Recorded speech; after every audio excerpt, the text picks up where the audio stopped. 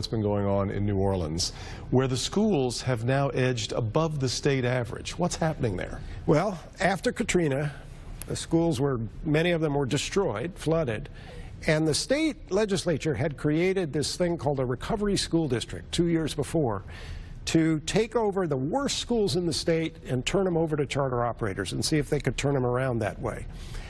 Well, it only had about 5 schools when Katrina hit, but after Katrina, both parties in the state legislature were completely fed up with the Orleans Parish School Board.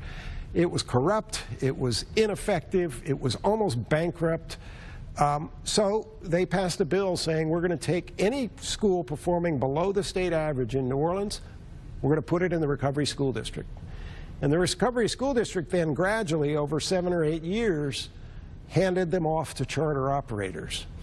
And when they didn't work, it closed them and it replaced them with stronger operators, so that every year the mix gets better.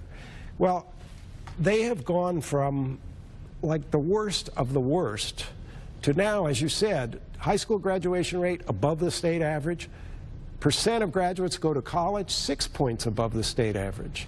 Remarkable. And this is a city with 85% of the kids are low income, 82% are African American, and they're beating their state average. It's an extraordinary change. So, and it's possible. We can double or triple the effect of our urban public schools if we're willing to bite the bullet and organize them in a way that works in today's world.